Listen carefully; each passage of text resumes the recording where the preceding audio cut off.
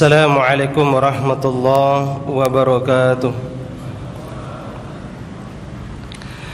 Innal hamdalillah wa bihi nasta'inu wa nastaghfiruh wa na'udzu billahi min shururi anfusina wa min sayyiati a'malina. May yahdihillahu fala mudilla lahu wa may yudlilhu fala hadiya lahu. أشهد أن لا إله إلا الله وحده لا شريك له وأشهد أن محمدا عبده ورسوله لا نبي ولا رسول بعده. فقال الله تبارك وتعالى في آية الكريم يا أيها الذين آمنوا اتقوا الله حق تقاته ولا تموتن إلا وأنتم مسلمون. وقال النبي صلى الله عليه وسلم في الشريف اتق الله حيثما كنت واتبع السيئة الحسنة تموها وخالق الناس بخلق حسن. أما بعد فإن أحسن الحديث كتاب الله وخير الهدى هدى محمد صلى الله عليه وسلم وشر الأمور محدثاتها فإن كل محدثة بدعة وكل بدعة ضلالة وكل ضلالة في النار. اللهم لا سهل إلا ما جعلته سهلا وأنت تجعل الحزن إذا شئت سهلا. اللهم صل وسلم وبارك على نبينا محمد وعلى آله وصحبه وسلم. Ikhwan dan akhwat fillah, a'azanallahu wa iyyakum. Alhamdulillah, kita bersyukur kepada Allah Jalla wa Ala atas segala limpahan rahmat, hidayah serta taufiknya sehingga pada kesempatan pagi hari menjelang siang ini atas rahmat dan kasih sayangnya kita bisa bermuwajahah di majelis yang mulia yaitu majelis ilmu. Semoga Allah Ta'ala senantiasa merahmati kita, kemudian memberikan keberkahan dan dimudahkan untuk mendalami ilmu syar'i. Dan pada kesempatan ini akan kita sampaikan berkaitan dengan ruqyah syar'iyah dan sekaligus training untuk ruqyah mandiri. Jemaah sekalian yang Allah muliakan, tema ini sampai hari ini sedang semarak sejalan dengan banyak kaum muslimin yang meyakini perdukunan, meyakini hal-hal yang syirik, baik yang berkaitan dengan pengobatan yang tidak syar'i ataupun ruqyah yang syirkiyah. Maka dengan adanya ini memberikan solusi agar kaum muslimin bisa dengan sendirinya untuk mengeluarkan jin, santet atau ain tanpa harus ketergantungan kepada seorang ustadz, seorang kiai, bahkan ke dukun. Waliyadzubillah, kita berlindung kepada Allah Subhanahu wa taala. Jemaah sekalian yang Allah muliakan, ruqyah adalah salah satu solusi yang sesuai dengan sunnah, sesuai dengan ajaran Islam. Walaupun ruqyah ini pun banyak disalahgunakan oleh sebagian kaum muslimin yang dipadukan antara yang syirik dengan yang syar'i. Sehingga pada kesempatan ini insyaallah kita akan mempraktekkan bagaimana teknik-teknik ruqyah yang syar'i yang berdasarkan dalil-dalil yang sahih agar kita tidak terjerumus dalam hal yang syirik. Kenapa sampai hari ini banyak kaum muslimin yang mengatasnamakan ruqyah, mengatasnamakan ruqyah tetapi tidak sesuai dengan sunnah Nabi sallallahu alaihi wasallam, sehingga terjerumus ke dalam kesyirikan, kebid'ahan, khurafat atau tahyul. Nah, ini yang perlu kita hindari. Nah, jemaah sekalian yang Allah muliakan, pada pertemuan sebelumnya pernah kita jelaskan berkaitan dengan bagaimana langkah-langkah syaitan laknatullah. Karena mereka syaitan laknatullah alaih tidak pernah tinggal diam, tidak pernah istirahat dalam rangka menyesatkan kita, terutama mereka yang beriman kepada Allah dan wabil khusus mereka yang akidahnya sahih, akidahnya sesuai dengan akidah Ahlus Sunnah wal Jamaah. Kalau yang akidahnya rusak tidak perlu diganggu. Yang menjadi targetnya syaitan itu adalah mereka yang akidahnya Ahlus Sunnah wal Jamaah, akidahnya sahih. Makanya banyak kaum muslimin, ikhwan dan akhwat yang sudah ngaji sunnah sekian tahun, bahkan 10 tahun lebih, ya jinnya banyak gitu. Nah, ada pertanyaan dari sebagian ummahat, ya Ustadz, dulu waktu masa jahiliyah saya tidak pernah diganggu oleh jin.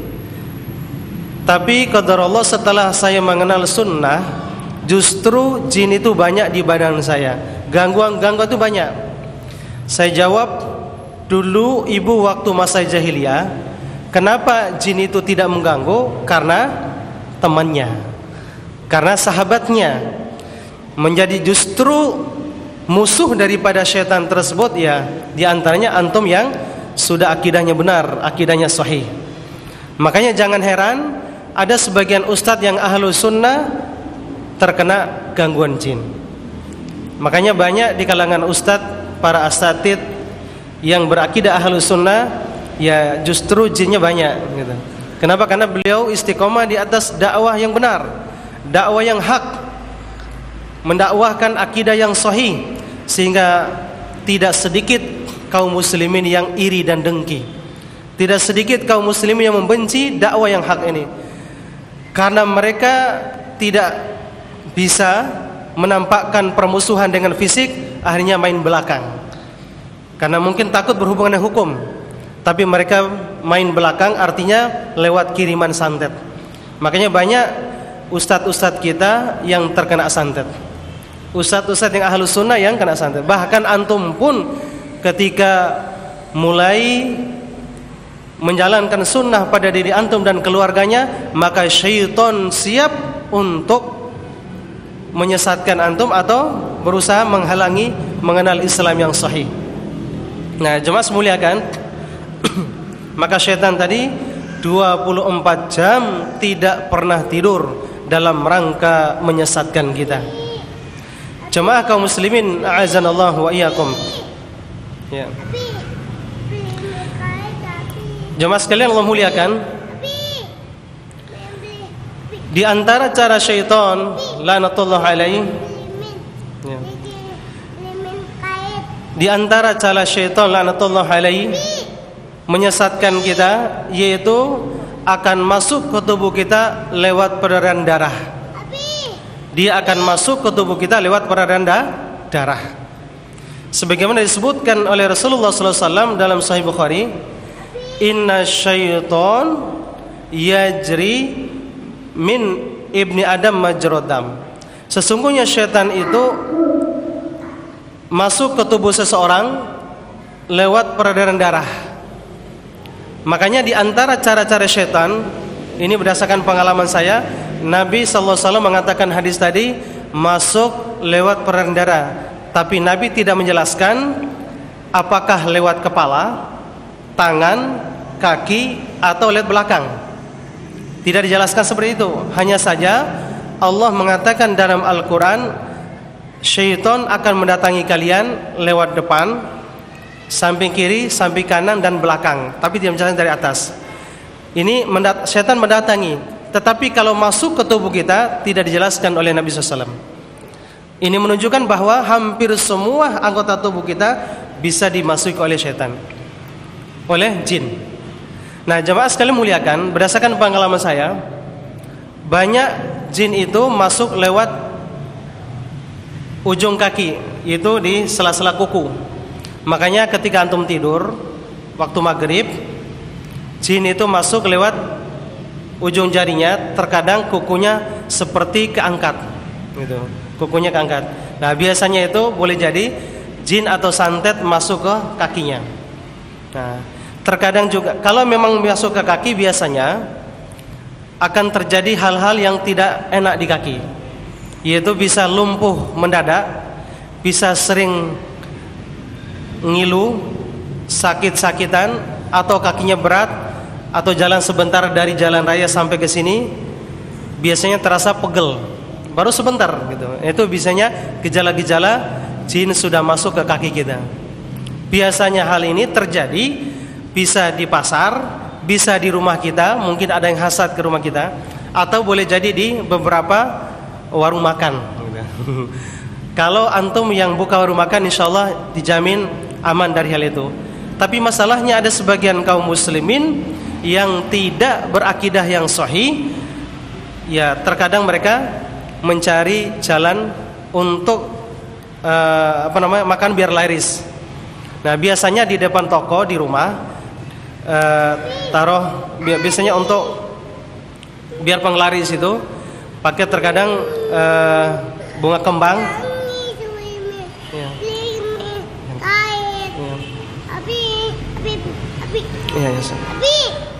Ya, jemaah mulia kan? Terkadang para dukun pun memakai media air, bisa lewat air beras, bisa lewat tanah kuburan. Nah, terutama mereka yang buka warung. Biasanya antum ketika buka warung makan, usaha apapun itu, usaha apapun, terkadang menaburkan tanah kuburan di depan warung antum.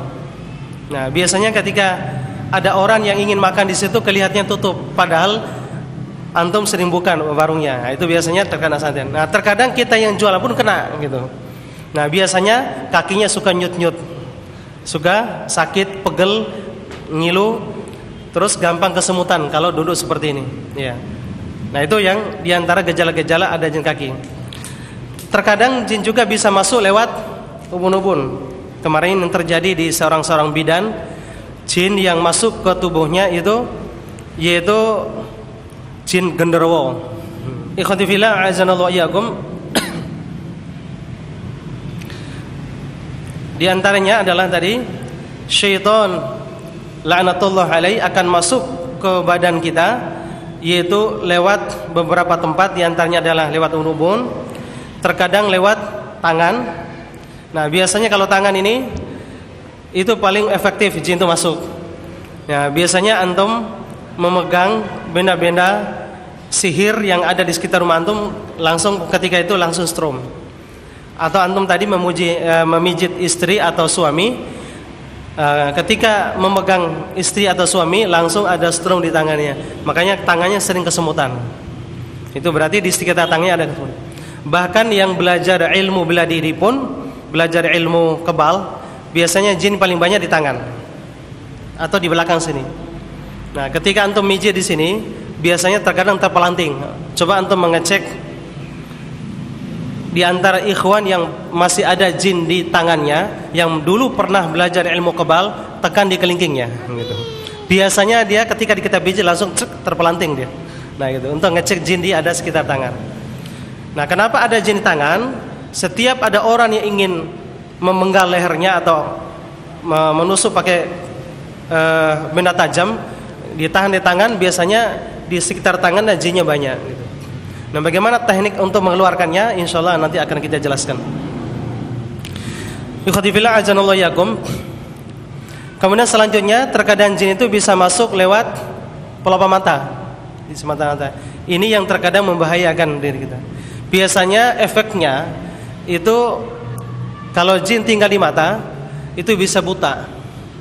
Makanya banyak kaum muslimin yang buta itu disebabkan karena santet, ain, dan jin. Masih ada famili saya, seorang ibu-ibu, sudah 1 tahun tidak bisa melihat sama sekali.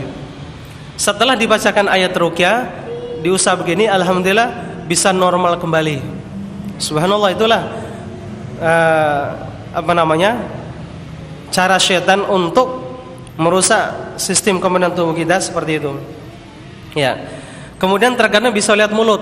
Lihat mulut. Ini sering terjadi, lihat mulut atau lihat makanan. Dikenal dengan sihir kiriman lewat makanan atau minuman. Ini yang paling banyak. Ini yang perlu antum hati-hati. Banyak ustadz-ustadz yang ahli sunnah dikirim oleh sebagian kaum muslimin karena hasad dan dengki lewat minuman dan makanan. Nah, makanan minuman. Kalau dia sudah masuk perut, itu yang terkadang membahayakan. Bahkan ada salah seorang ustadz yang di Kalimantan Barat, beliau salah seorang ustadz dikirim oleh salah satu orang yang nggak senang sama beliau. Akhirnya beliau terakhir qadarullah meninggal. Beliau meninggal. Maka jemaah semuliakan, itulah diantara cara-cara setan masuk ke anggota tubuh kita. Ya, ikhwati fillah azanallahu iyyakum. Kalau dia sudah masuk ke badan kita, ada beberapa gejala-gejala setan itu ada pada diri kita. Walaupun ini sudah pernah kita jelaskan sebelumnya. Di antara gejala-gejala ada jin di badan kita, ada dua.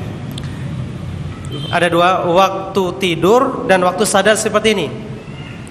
Adapun waktu tidur biasanya susah tidur tanpa sebab. Susah tidur tanpa sebab.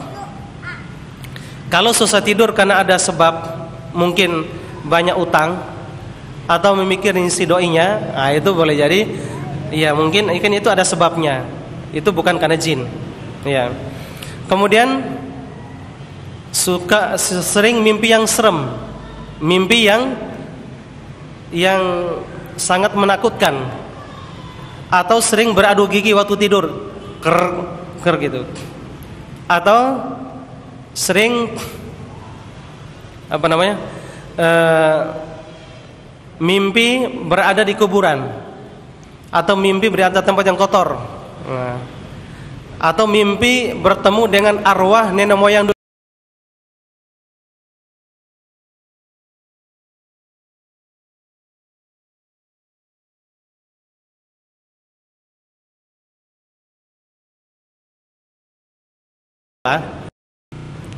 Ketika antum mendengarkan kajian seperti ini tidak fokus, gitu.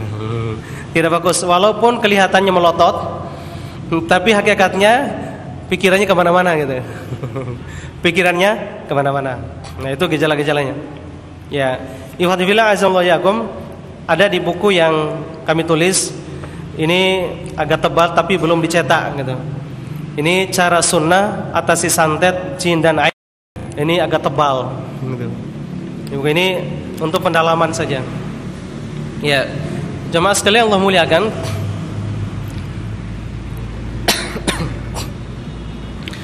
Kemudian gejala-gejalanya waktu sadar seperti ini saya sebutkan ketika posisi jinnya di badan kita. Nanti akan terkait dengan sistem atau metode ruqyah mandiri. Nah, di mana letak ada jin, di situ lebih efektif untuk mengeluarkannya, yaitu dengan metode usapan dan tekan. Kalau jinnya itu tinggal di sini, ini gejala-gejalanya, gejala ada jin. Biasanya kalau ada jin tinggal di sini, ubun-ubun, gejala-gejalanya adalah sering nggak fokus. Setiap mendengarkan, berbicara dengan lawan bicaranya, sering nggak fokus. Atau antum mendengarkan kajian seperti ini, kadang nyambung, terkadang blank, gitu. Atau sering lupa, terutama sering lupa rakaat waktu sholat, baik sholat fardu atau sholat sunnah. Ya, sering. Kalau sekali setahun atau sekali 6 bulan itu wajar, gitu. Ini sering, bahkan hampir setiap hari sering lupa rakaat. Nah itu gejala-gejalanya. Berarti jinnya di sini, Pak. Dia menekan saraf ya, di ubun-ubun atau di otak.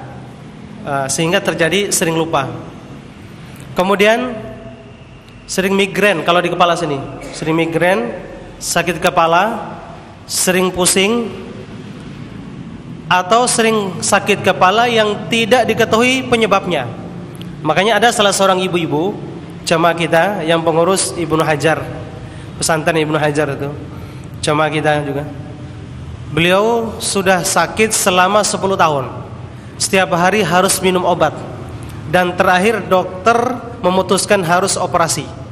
Tapi ternyata setelah dibacakan ayat lebih kurang 5 menit, kami bacakan ayat ruqyah, alhamdulillah Allah sembuhkan. Allah sembuhkan dengan keberkahan Al-Quran tadi. Akhirnya beliau enggak jadi dioperasi. Nah, itu kalau di sekitar sini, sekitar kepala. Kalau jin itu tinggal di sekitar muka, gejala-gejalanya adalah susah dapat jodoh. Susah dapat jodoh.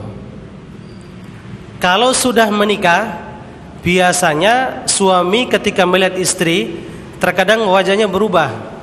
Terkadang cantik, terkadang kayak nenek-nenek, padahal masih umur 40 gitu. Ya. Kalau ikhwan juga seperti itu. Susah dapat jodoh. Setiap gadis melihat dia, awalnya ganteng, baru 1 jam kemudian kok berubah kayak harimau gitu. Ganteng-ganteng harimau gitu. Ya. Ya, jemaah muliakan, kayak serigala gitu mukanya. Bahkan di kalangan ummahat pun atau ya putri kita, terkadang ada laki-laki yang seneng, kemudian dia nggak suka, terkadang menolak dengan nggak sopan, akhirnya sakit hati. Nah, cinta ditolak, dukun bertindak, itu biasa. Nah, makanya kebanyakan jinnya di sini, sehingga suami melihat istri nggak nyaman, dan sebaliknya istri pun melihat suami nggak nyaman. Dan bahkan ketika ngaca, sekali-sekali muncul wajahnya kok berubah. Nah, itu. Bahkan orang yang kena ain pun kebanyakan di muka gejala-gejalanya. Sebagaimana Rasulullah katakan dari Imam Muslim, seorang perempuan yang terkena ain. Rasulullah melihat wajah perempuan ini belang-belang, hitam. Kemudian Rasulullah katakan, istarku laha fa inna biha an-nadrah. Mintakan tukang ruqyah untuk meruqyah perempuan ini karena dia sedang kena ain. Karena dia kena ain. Berarti indikasi orang kena ain itu bisa kelihatan di wajahnya. Bisa kelihatan di wajahnya. Ya, biasanya orang putih kelihatan terkadang merah. Gitu. Sebagaimana yang pernah dialami oleh keluarga saya. Ada salah seorang pramugari memujinya. Kok anti ini cantik putih. Nah, setelah itu kena ain. Hanya dia bisa melihat jin di sekitarnya. Iya. Nah,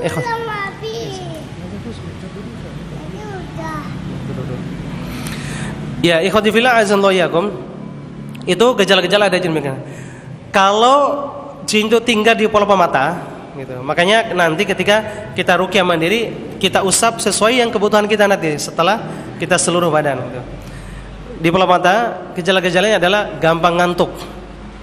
Nah, makanya kalau ada ikhwan, istri kita, anak kita yang di sekolahnya gampang ngantuk, nah jinnya di sini.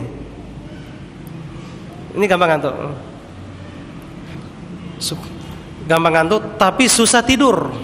Gitu. Gampang ngantuk tapi susah tidur. Terutama antum naik motor ngantukan.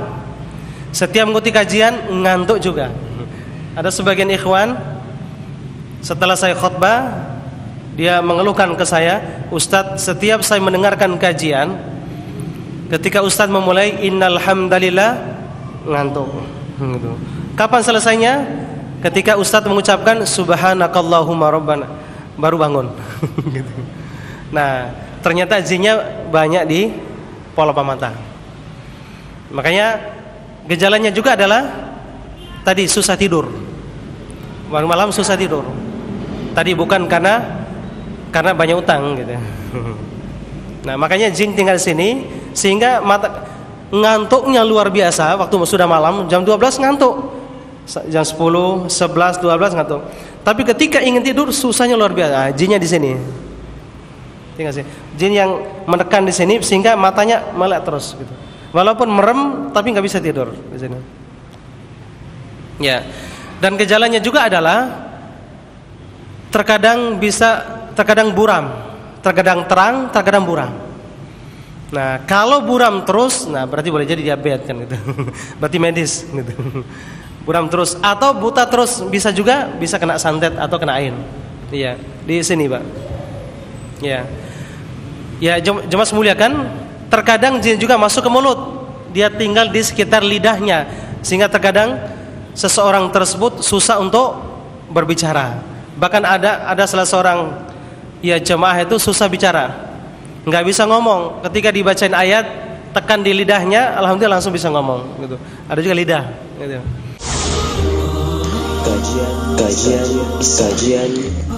kajian Islam.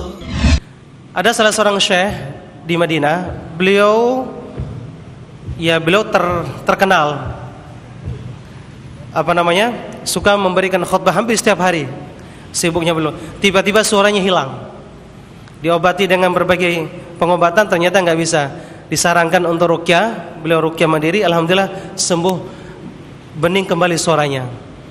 Makanya jemaah semuliakan, beberapa ada ustadz yang ada jin di sekitar sini, yang sering berkhutbah, berpidato. Terkadang ada jin yang tinggal di sekitar tenggorokannya. Ya, cuma semuliakan itu yang sekitar tinggal di mulut, tenggorokan. Kemudian terkadang jinnya tinggal di telinga.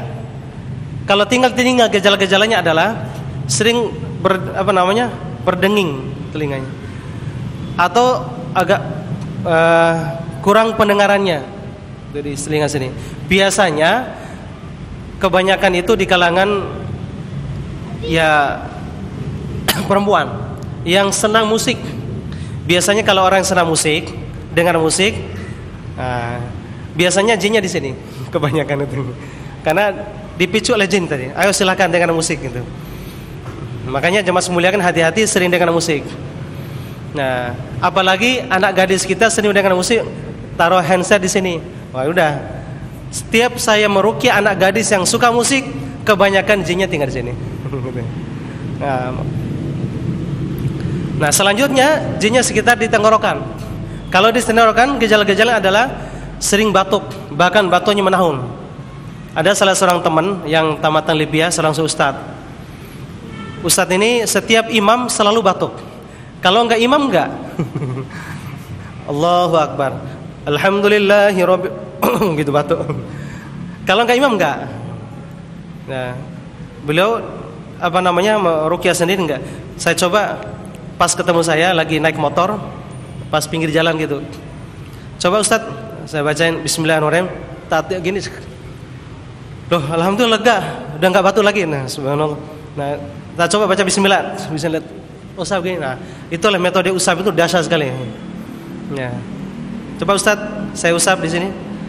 Baca bismillah, baca Allahumma rabbana gitu. Alhamdulillah enggak batuk lagi gitu. Ternyata itu pengaruh jin di sekitar sini. Itu yang merangsang tenggorokannya gatal, akhirnya dia sering batuk. Kemudian selanjutnya jinnya tinggal di sini, di belakang sini. Nah, gejala-gejala adalah hawa malasnya kuat, sering malas, gitu Pak. Malas, terutama malas untuk ibadah, sholat, puasa, atau ibadah-ibadah yang lain, ibadah-ibadah yang lain. Ya, bahkan melaksanakan kebaikan pun itu susah. Biasanya di sini, di pundak belakang. Makanya kalau ada anak antum yang sering malas, nah makanya di ruqyah tepuk di pundak sini. Nah, gejala selanjutnya adalah gampang malas, sering emosi, gampang marah. Gampang marah, rata-rata jinnya di sini. Gampang tersinggung gitu di sini. Jinnya di pundak. Rata-rata efeknya seperti itu. Nah, terkadang lari ke kepala dia, sering pusing, jin di pundak sini. Yang paling terasa itu adalah gampang marah, emosional, kemudian malas bawaannya. Rata-rata di sini. Nah, biasanya jin yang tinggal di belakang sini ada beberapa hal. Satu, bisa jin itu karena cinta, karena senang, gitu. Makanya kemarin saya kisahkan ada seorang syekh dari Madinah. Beliau datang ke tempat saya. Ketika bacanya ayat, jinnya ngomong. Saya tanya, kenapa anda masuk ke tubuh syekh ini? Beliau bilang, jin itu bilang, karena an ahubuh, saya mencintai dia. Jinnya seneng gitu. Ternyata rata-rata tinggal di sini. Ketika ditepuk sini, teriaknya luar biasa gitu. Ya, jemaah semuliakan. Kemudian yang selanjutnya adalah jin itu bisa karena dikirim, namanya santet. Nah, santet ini ada di buku saya. Di santet itu bisa kiriman. Nah, banyak yang sering tinggal di sini. Nah, yang selanjutnya adalah karena hodam. Khodam itu karena dua hal. Khodam itu. Yang pertama bisa disebabkan karena dia ngilmu, maksudnya dia mencari ilmu keliling. Nah, sehingga dikasih oleh kiai tertentu, ustadz tertentu, dia menekan di sini, akhirnya jinnya tinggal di sekitar pundaknya. Dan yang selanjutnya adalah bisa khodam karena warisan. Bisa karena warisan. Biasanya kakek kita punya jin atau punya pegangan. Biasanya kakeknya tadi bilang, tolong jaga anak cucu saya. Nah, otomatis jinnya ikut. Nah, ada yang memang bisa masuk, ada yang tidak. Biasanya yang bisa masuk itu terkadang yang suka percaya hal yang enggak tadi. Nah, gitu. Itu jinnya tinggal di sini. Ya, makanya ibu-ibu suka pegal di pundaknya. Suka pegel, itu gejala-gejala, suka pegel, suka ngilu, terus gampang masuk angin. Nah, gampang masuk angin gejala-gejalanya di sini. Nah, dan gejala-gejala juga ada jin di sekitar pundak adalah setiap bangun tidur suka pegal. Yang seharusnya setelah bangun tidur yang terasa itu adalah apa, Pak? Seger. Ini justru malah pegal. Nah, itu biasanya gejala jinnya di sekitar pundak sampai ke bawah. Gitu. Itulah pengaruh jin dan santet terhadap badan kita luar biasa yang kita rasakan. Kemudian maaf tadi di otak itu bisa menyebabkan otak itu kanker. Ini kasusnya banyak, beberapa kaum muslimin yang diputuskan oleh dokter, ikhwan ini kena kanker otak. Sebenarnya kanker otak. Dokter sudah berusaha maksimal untuk mengobatinya, ternyata tidak bisa sembuh. Akhirnya beliau angkat tangan. Qadarullah bertemu dengan salah satu peruqyah, kemudian dibacakan ayat ruqyah syariah, alhamdulillah beliau sembuh total. Sembuh total. Allah menyembuhkan lewat ruqyah syariah. Ya. Jemaah sekalian yang Allah muliakan, itu tadi pengaruh jin yang ada di sekitar badan. Kemudian jinnya tinggal di sekitar dada. Kalau ditinggal di sekitar dada, gejala-gejalanya adalah sering galau. Tahu galau enggak? Sering galau. Biasanya kebanyakan ibu-ibu. Yang paling banyak merasakan kegalauan itu adalah di kalangan ibu-ibu. Nah, di sekitar dada. Cemas, gelisah, gampang capek. Kalau jalan sebentar naik tangga saja udah ngos-ngosan gitu. Biasanya jinnya di sini, Pak, sekitar di pankreas, jantung, nah di sini. Nah, yang paling terasa itu tiba-tiba galau. Galau itu apa? Cemas atau gelisah, sedih. Nah, itu rata-rata di sini. Ya. Nah, kalau jin itu sudah tinggal di sini, makanya di kalangan ibu-ibu paling banyak jin itu tinggal di situ. Makanya terkadang ada masalah, mungkin suaminya kawin lagi. Ya, mudah-mudahan di sini enggak kan gitu. Suaminya kawin lagi, akhirnya membuat ibu ini hatinya teriris. Hatinya teriris, hatinya sakit. Makanya kebanyakan ibu-ibu sakitnya di mana? Di sini gitu. Sakitnya di mana? Di sini. Makanya sangat jarang bapak-bapak tuh sakitnya di sini. Makanya kebanyakan yang kena itulah ibu-ibu gitu. Ya, Ustadz, saya sakit hati. Biasanya selalu sakitnya di sini kan gitu, sakit. Jarang yang sakitnya di sini kan gitu. Assalamualaikum warahmatullahi wabarakatuh. Hanya sehari, seminar 3 langkah mudah belajar terjemah Al-Quran pertama di Indonesia. Manfaat: faham ratusan kata bahasa Arab, metode aplikatif dan edukatif tanpa menggunakan kamus, menguasai cara menerjemahkan Al-Quran dan bacaan salat dengan baik. Tempat terbatas, hanya untuk 50 pendaftar. Segera daftar di 021-862-8068, 0858 11 320 240, atau 0878 700 00353. Wassalamualaikum warahmatullahi wabarakatuh. Assalamualaikum warahmatullahi wabarakatuh. Alhamdulillah kita mendapatkan kesempatan untuk berada di seminar ini. sebuah seminar yang membawakan metode mempelajari bahasa Arab dari sisi yang berbeda.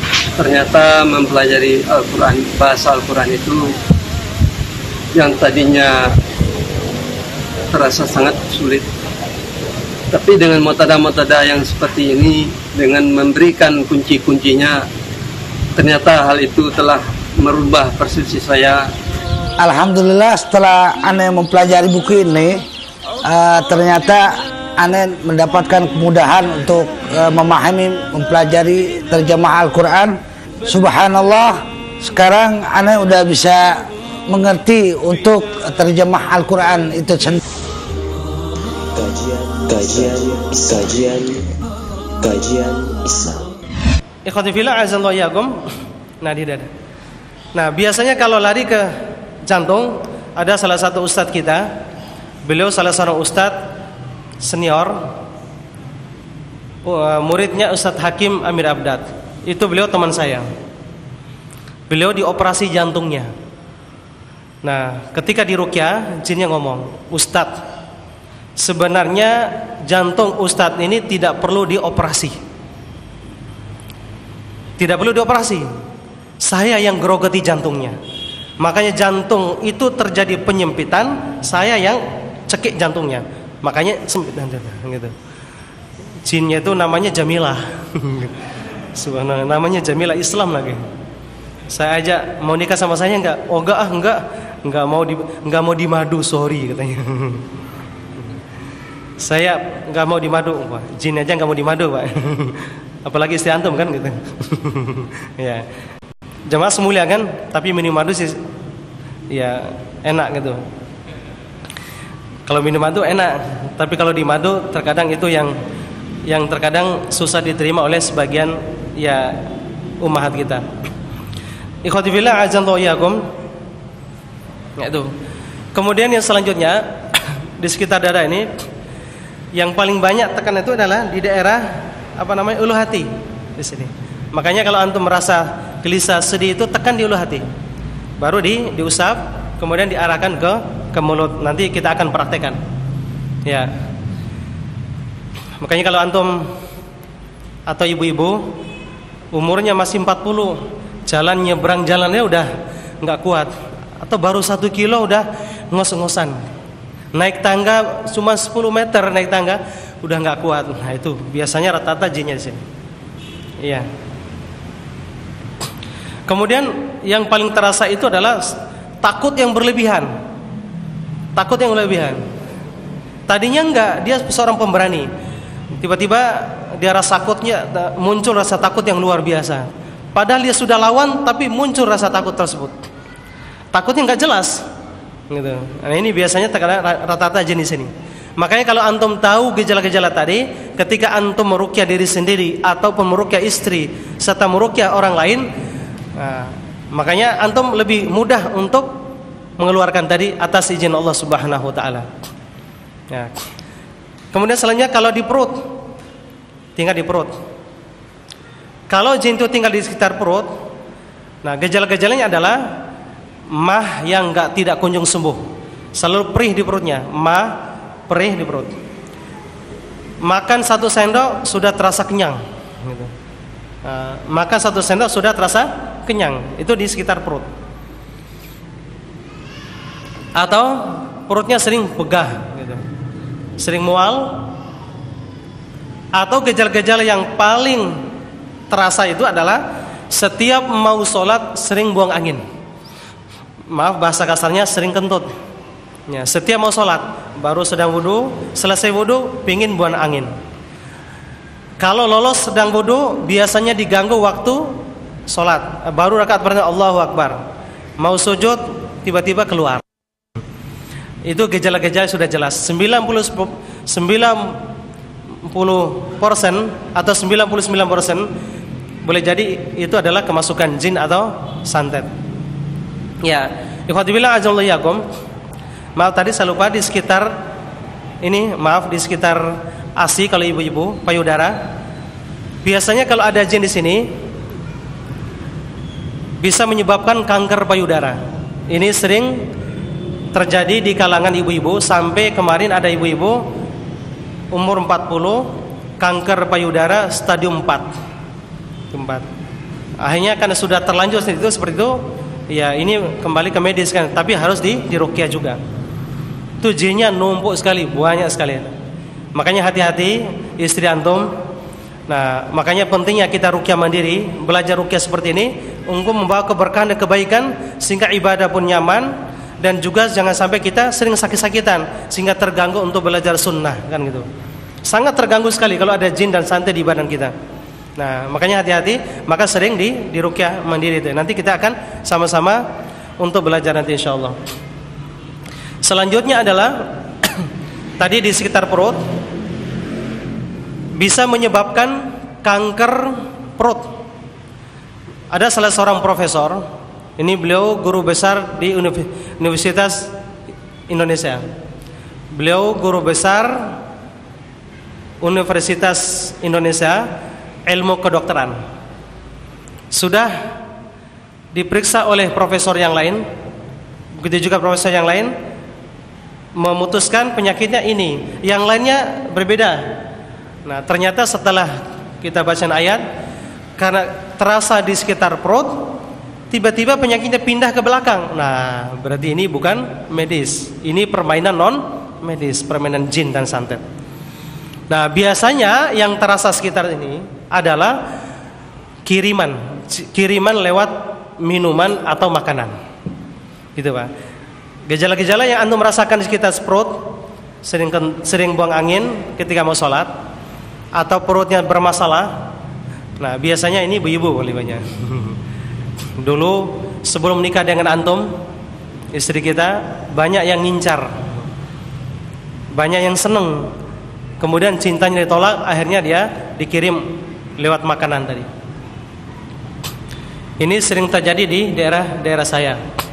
Ya, biasanya makannya enak sekali makan. Atau boleh jadi antum makan di warung-warung itu, warung yang gak jelas. Makanya di beberapa warung, saya tidak menyebutkan warung dari mana, hampir rata warung, sekitar 70%, bisa 60, 70, 80% pakai penglaris. Penglarisnya bisa terkadang dia taruh di depan toko atau warung makan, bisa ditaruh di sekitar makanannya. Bahkan ada sebagian orang yang bisa menaruh santetnya itu lewat makanan, yang diambil adalah darah haidnya. Darahnya taruh di situ biar lebih lezat, gitu. Ini lebih ampuh ya biasanya. Nah, ini hati-hati. Biasanya ketika makan di situ terasa enak, gitu. Nah, walaupun nanti perut kita nggak enak, gitu. Masuknya makanan enak, tapi akibatnya bisa menyebabkan perut kita terasa nggak nyaman. Nah, gitu. Nah, jemaah semulia kan, kemudian yang selanjutnya adalah di sekitar perut bawah itu biasanya tinggal di rahim. Kalau dia tinggal di rahim, susah punya anak. Antum sudah nikah 1 tahun belum punya anak, 2 tahun belum juga, 3 tahun belum juga. Kemarin kita mengadakan training di Tambun, jamaah sunnah juga. Ya, kalau di sana biasanya jamaahnya bisa 3 kali lipat seperti ini. Banyak sekali anak. Itu 90% muntah ikhwan itu. Rata-rata. Itu rata-rata sudah ngaji. Itu. Begitu juga ummahat kita yang sudah ngaji lama, itu rata muntah. 90%. Kalau di sini insyaallah rata-rata enggak ada insyaallah. Nanti kita lihat ada enggak gitu. Ya, ikhwati billah azallahu yakum. Nah, salah satu jamaah itu adalah 3 tahun nggak punya anak. 3 tahun nggak punya anak. Qadarullah istrinya hadir. Ya, kita arahkan ruqyah mandiri. Mereka berdoa sendiri masing-masing. Kita arahkan dia usap. Subhanallah. Pada saat itu Ramadan. Dia pulang. Alhamdulillah malamnya ya ada inisiatif untuk bikin anak kan gitu. Inisiatif untuk mencetak anak. Alhamdulillah seketika itu Allah memberikan alhamdulillah langsung hamil. Pas ketemu saya bulan ketiga, alhamdulillah istri saya udah positif hamil Ustaz. 3 tahun nggak punya anak, alhamdulillah ikut pelatihan ruqyah seperti ini, ya kemudian baru terjadi punya anak itu. Ada sebagian dokter 10 tahun nggak punya anak, suami istri dokter, di check up alhamdulillah normal, tapi ternyata jinnya banyak di sekitar rahimnya. Maka setiap sperma masuk itu dihadang oleh jin itu. Yang kedua, jin itu bisa aja sperma itu makan oleh jin. Nah gitu. Terutama mereka yang tidak baca bismillah, gitu, hati-hati. Makanya baca bismillah. Itu ampuh sekali baca bismillah. Ada juga yang sudah baca bismillah, tapi jin di sekitar rahimnya kan olah. Begitu. Nah, tanda-tandanya adalah rahimnya suka nyut-nyut. Di sekitar rahimnya nyut. Kalau ada ibu-ibu rahimnya suka nyut-nyut, berarti itu. Kalau antum sih insya Allah nggak terasa karena nggak punya rahim ya. Gitu. Biasanya perutnya gitu. Nah, biasanya sin makan ini bisa yang terasa adalah di sekitar pinggang. Sering sakit pinggang. Nah, sekarang antum duduk seperti ini, terkadang suka nggak enak gitu. Sudah ganti-ganti ke kaki udah berapa kali gitu ya. Pinggangnya suka sakit. Nah, efeknya di perut, di dada, dan di sekitar pinggang itu masalah rumah tangga. Biasanya rumah tangga itu suka berantem. Gejala-gejala sihir rumah tangga itu adalah sering sakit pinggang, sering mual di perut, kemudian kalau ibu-ibu sering nyut-nyut di daerah payudaranya, di daerah asinya sekitarnya, suka nyut-nyut gitu, terasa suka nggak nyaman di daerah sekitar dada. Nah, biasanya ketika suaminya untuk beribadah ke istrinya nggak nyaman. Ketika suaminya datang, merasa risih ketika didekati oleh istri suaminya. Begitu juga seorang suami, istrinya manggil, "Pak, kita ibadah yuk." "Ah, enggak, nanti aja." Nah, berarti suami seperti ini gejala-gejala ada jinnya. Dan sebaliknya istri juga seperti itu, dingin-dingin saja, atau baterainya sudah lobet. Baterainya sudah lobet. Tahu lobet enggak? Enggak ada rasa strum. Padahal suami ganteng, masya Allah. Kalau suami ganteng kan agak strumnya. Ini sudah diberikan senyum, rayuan ke istrinya, kemudian sampai ke dalam pun, ya tidak ada rasa apa-apa. Gitu. Biasanya itu ada kena gangguan jin, atau boleh jadi dia kena santet. Tanda-tandanya adalah sering sakit pinggang, perutnya suka nggak nyaman, atau mukanya suka tebal, suka nggak terasa, mukanya terasa baal. Itu gejala-gejalanya. Ya, saya yakin di antara antum insya Allah nggak ada yang seperti itu ya. Gitu. Ya, ya. Ya, sejenak mohon ikhwan atau ummahat yang punya mobil B9870 DH pick up hitam. Sekali lagi yang punya pick up hitam, agar mobilnya dipindahkan. Mungkin ada yang menghalangi jalan, tak apa, wallahu alam. Silakan Bapak yang punya mobil pick up hitam nomor polisi B9870 DH. Terima kasih. Kita lanjutkan. Jemaah semuliakan, kemudian selanjutnya turun ke bawah sedikit. Turun ke bawah sedikit di daerah sekitar kejantanan dan kewanitaan. Nah, kalau jin tinggal di situ biasanya lemah untuk ke ibadah khusus tadi. Ini ibadah khusus ini khusus ditahu oleh orang yang sudah menikah. Kalau yang belum menikah mungkin sudah tahu tapi ya nggak ngerti gitu. Sudah tahu tapi nggak ngerti gitu. Kalau yang belum menikah, kalau yang sudah menikah adalah semuanya tahu. Ya. Yang terjadi adalah setiap berhubungan, setiap beribadah dengan suami istri terasa sakit, terasa sakit, gitu Pak. Terasa sakit, sakitnya luar biasa. Bahkan ini kasusnya banyak di kalangan ibu-ibu ummahat kita. Walaupun sudah ngaji lama, ini saya ketemu sama ummahat kita. Dia menikah sudah lama, punya anak sekian, 7 tahun merasakan sakitnya luar biasa. Setiap berhubungan dengan suaminya terasa sakit seperti ditusuk oleh keris dari belakang. Dan setiap berhubungan diakhiri dengan pendarahan.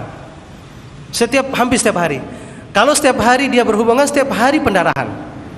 Kalau sekali seminggu, sekali seminggu. Dan merasakan sakit yang luar biasa. Kalau bukan karena perintah Nabi, beliau tidak sanggup untuk melayani suaminya. Nah, jemaah sekalian yang Allah muliakan, walhasil beliau ruqyah keliling. Beliau ruqyah keliling. Dan bahkan terakhir pun, bukan terakhir, sebelumnya pernah ke dukun. Pernah ke dukun. Tapi karena saudara tahu ngaji sunnah, akhirnya beliau cuma ruqyah saja. Qadarullah tidak sembuh. Qadarullah belum sembuh. Akhirnya bertemu dengan kami. Maaf sebelumnya, bukan berarti kami hebat, tidak. Ini hanya contoh saja, contoh kasus. Karena semua antum itu bisa meruqyah seperti ini. Nah, hanya saja kasusnya qadarullah seperti ini gitu. Nah, bukan orangnya ruqyah yang hebat, tidak ada yang hebat satu pun kan gitu. Nah, cuma semulia kan? Terjadi dialog, mulai ruqyah dengan jinnya. Ternyata jin ini jin kafir, terjadi dialog dengan saya. Kemudian jin itu melawan saya. Langsung saya bilang, kamu melawan saya? Iya. Memang mau apa katanya? Oh ya. Kalau begitu, saya nasihatkan kepada anda. Kalau anda kafir, masuklah Islam. Islam itu agama yang indah, agama yang membawa keberkahan dan kebaikan, agama yang membawa kedamaian. Islam tidak mengajarkan kekerasan, membawa kebaikan dunia dan akhirat. Insyaallah kalau anda masuk Islam akan diberkahi oleh Allah Subhanahu wa taala. Kemudian saya bacakan ayat dan hadis, jin pun tertarik dengan dakwah itu. Kalau begitu saya ingin masuk Islam, Ustaz. Nah, kalau sekiranya para peruqyah dulu seperti ini, dari dulu saya masuk Islam. Ternyata Islam itu indah. Tidak sebagaimana saya bayangkan, Islam itu keras, tukang bom sana sini kata jinnya. Ternyata Islam membawa rahmat dan kebaikan. Nah gitu. Akhirnya jin pun mengaku pingin masuk Islam. Boleh kamu masuk Islam dengan syarat, 2 syarat. Apa syaratnya, Ustaz? Apakah anda masuk Islam ini dari hati atau karena terpaksa, karena kamu terjepit, karena kepanasan? Tidak, saya dari hati. Karena saya tahu lewat dakwahnya Ustaz tadi, saya merasakan ternyata Islam itu indah. Islam itu adalah berkah. Yang kedua, syaratnya, kalau kamu ingin masuk Islam, perintahkan seluruh anak buahmu, ini komandannya, ini direkturnya, direktur ini. Perintahkan seluruh anak buahmu untuk untuk masuk Islam. Baik. Ternyata dia manggil anak buahnya. Lama-kelamaan sudah banyak ngantuk ya. Berarti ada jinnya gitu. Ya. Ikhwati fillah azallahu yakum. Ya. Kemudian jin tadi manggil anak buahnya dengan bahasa mereka. Sekarang siap untuk mulai belajar syahadat? Siap, Ustaz. Saya ajarkan asyhadu alla, ternyata belum bisa. Terus berulang-ulang baru mereka bisa. Sekarang dari hati niatkan karena Allah untuk masuk Islam, ingin belajar Islam. Ya udah, setelah alhamdulillah mereka serempak membaca syahadat. Udah selesai. Kemudian saya ajarkan, sekarang anda sudah masuk Islam, mulai dari ujung kaki sampai ujung rambut. Mulai dari ujung kaki sampai ujung rambut, anda dosa-dosanya diampuni oleh Allah Subhanahu wa taala. Allah akan memberkahi anda. Ya. Alhamdulillah. Terima kasih, Ustaz. Tapi sekarang nanti anda belajar Islam, tapi perlu diingat, harus belajar Islam yang sesuai dengan sunnah. Ya. Baik, Ustaz. Jangan ikut-ikutan yang pada umumnya itu. Nanti akan tersesat. Ya. Belajar Islam sesuai sunnah. Alhamdulillah berapa ribu jin itu sudah masuk Islam, tapi alhamdulillah diarahkan Islam sesuai sunnah. Makanya sering kita ajak, tolong tinggal di masjid itu, masjid yang ahli sunnah, atau kan kalau enggak tinggal di Masjid Al-Barkah Cilengsi gitu. Di situ banyak teman-temannya ya. Maka setiap masjid yang diadakan kajian yang sesuai sunnah dan ibadah sehari-hari yang sesuai sunnah, biasanya jin-jin yang tinggal sekitar situ adalah jin-jin ahli sunnah, jin-jin yang ahli sunnah gitu. Sekarang pun banyak jin yang datang yang mendengarkan kajian seperti ini ya. Makanya alhamdulillah banyak juga jin-jin yang ikut bersama antum ketika mendengarkan seperti ini, banyak yang dapat hidayah gitu. Banyak yang dapat hidayah. Walaupun tadi keberagaman pemahaman jin tadi, kalau jin Islam ada yang akidahnya ahlu sunnah wal jamaah, ada juga yang bukan ahli sunnah seperti jin Syiah, jin LDII, jin Ahmadiyah. Makanya sering ketemu jin Syiah itu gitu. Atau jin tasawuf, jin ahli sufi, banyak itu. Makanya di kalangan ahli tasawuf mereka belajar di syekhnya jelas siapa, jin itu. Makanya mengajarkan sebelum belajar seperti ini, yang bersangkutan kemasukan jin dulu baru ceramah. Yang ceramah siapa? Jin tadi. Itu di kalangan tasawuf ya. Nah, ikhwati fillah azallahu yakum. Ya.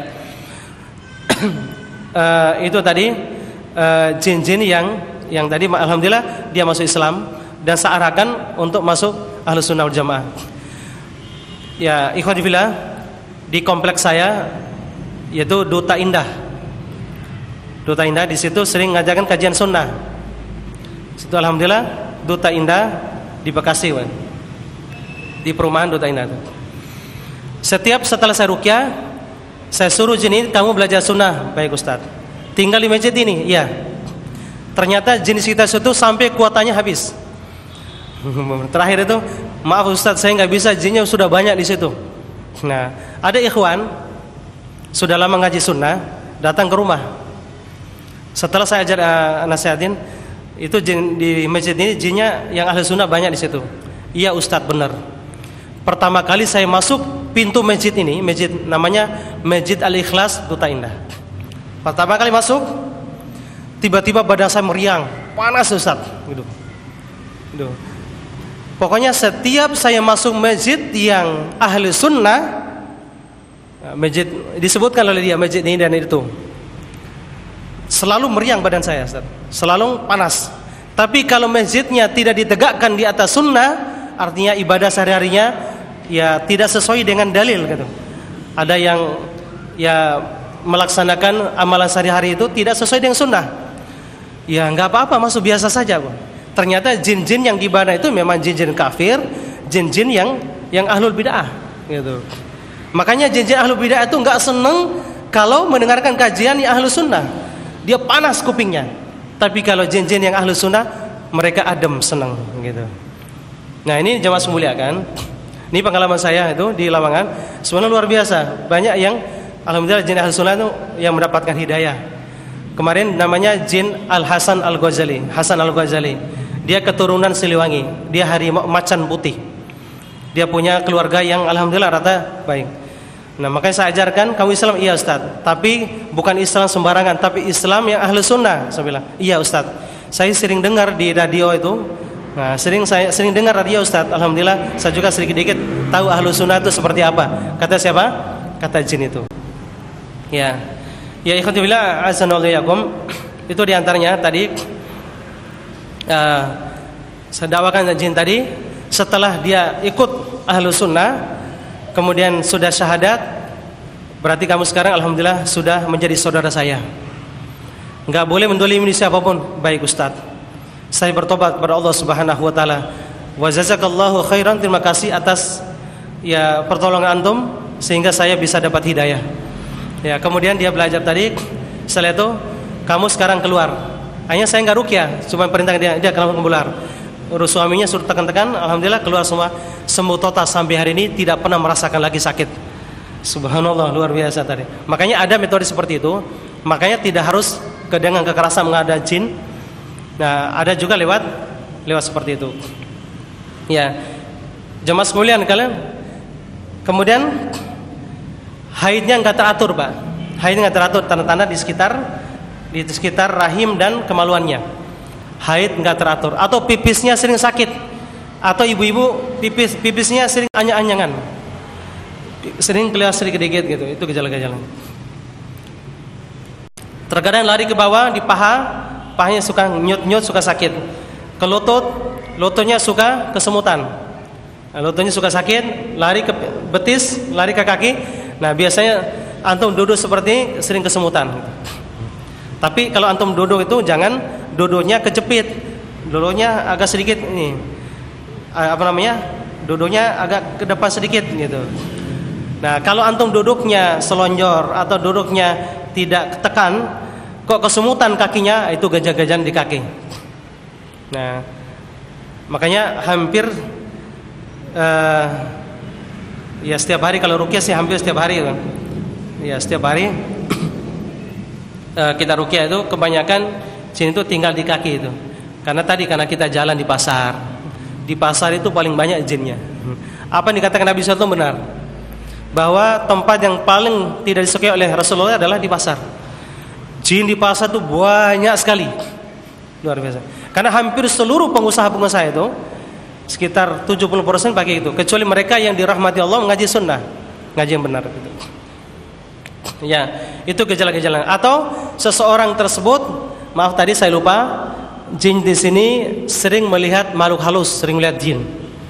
Makanya ada kiai, ustadz yang bisa menerawang, membaca hati orang, bisa melihat jarak jauh, telepati dan sejenisnya. Rata-rata jinnya tinggal di sini. Dia bisa tembus pandang, bisa sering melihat jin, itu rata-rata jinnya di sini.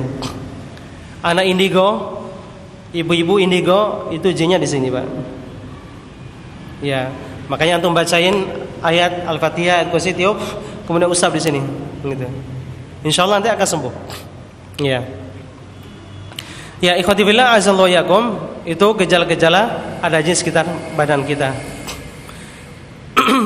Yang paling terasa itu adalah ketika bangun sholat subuh susah, itu gejala-gejalanya. Susah sekali itu. Ya.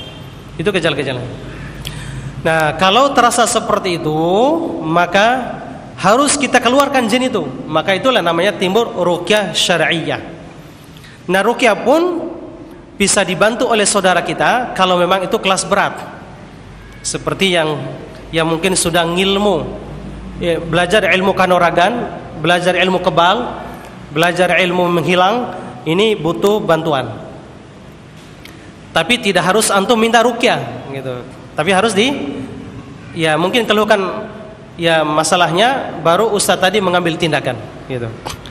Ya, bagaimana solusinya? Harus di ruqyah syar'iyyah. Apa yang dimaksud dengan ruqyah? Ya, ikhwati fillah azallahu iyyakum. Ini sekilas berkaitan ruqyah. Ruqyah dalam bahasa Arab roko yarki ruqyatan. Artinya bacaan. Nah, bahasa Arabnya ruqyah itu adalah bacaan. Kalau ada orang qomat kamit mengobati seorang, bisa dinamakan ruqyah.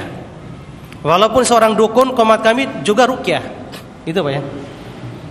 Ada seorang dukun paranormal mengobati seorang dengan bacaan-bacaan tertentu, nah bisa dinamakan ruqyah. Nah, walaupun tidak syar'i, karena ruqyah itulah bacaan, memohon kesembuhan. Nah, sehingga timbul ruqyah itu ada dua, ada yang syar'i dan ada yang syirkiyah atau yang tidak syar'i. Ya. Adapun yang syar'i, dalil-dalilnya sangat banyak sekali. Ya, dalil-dalil yang adanya disyariatkan ruqyah syar'i adalah banyak. Disebutkan dalam Sahih Bukhari, Nabi sallallahu alaihi wasallam ketika beliau sakit, beliau membacakan An-Nas al-Mu'awwidhatain, An-Nas al-Falaq di telapak tangannya, kemudian beliau mengusap ke seluruh badannya. Dan ini yang pernah dipraktikkan oleh Aisyah radhiyallahu anha ketika beliau sakit. Beliau mengambil tangan Nabi sallam, membacakan An-Nas al-Falaq, kemudian ditiup, kemudian tangan beliau diusapkan ke tangan Nabi sallam, ke badan Nabi. Kata Aisyah radhiyallahu anha, tangan Nabi sallam lebih berkah daripada tanganku. Itu ya. Ya, a'dhamu barakatan, yaitu lebih berkah daripada tanganku. Nah, ini menunjukkan bahwa tangan Nabi adalah berkah. Dan tangan Aisyah pun berkah. Kapan berkahnya? Setelah dibacakan ayat tadi. Nah, gitu. Ini dalam Sahih Bukhari. Saudara-saudara, jika Anda melihat tampilan di layar TV ini dari reparat mikroskop yang sambil dari pasien saya, kita lihat di sini jelas sekali.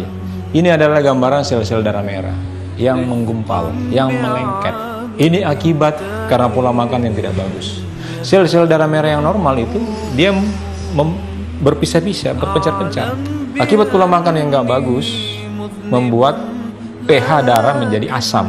Apa yang terjadi dengan sel darah merah yang melengket ini? Apa fungsi dari para sel darah merah? Sel darah merah fungsinya adalah membawa nutrisi, membawa oksigen ke seluruh tubuh. Kalau sel darah merahnya melengket demikian, maka nutrisi dan oksigen tidak maksimal yang diangkut, malah banyak racun yang diangkut. Sehingga apa? Tubuh menjadi sakit.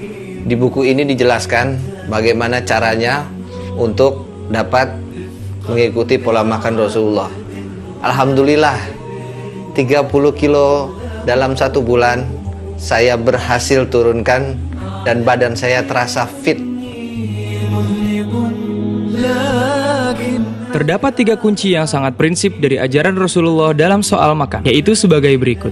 1. Makan dan minum tidak berlebih-lebihan sesuai perintah Allah dalam surah Al-A'raf ayat 23. 2. Makan apabila lapar dan berhenti sebelum kenyang. 3. Makan mengisi lambung dengan sepertiga makanan, sepertiga minuman, dan sepertiga udara. Dapatkan penjelasan lebih dalam di buku dan DVD Solusi Sehat Islami.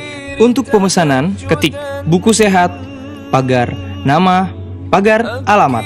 Kirim ke 08 777 9 444 56.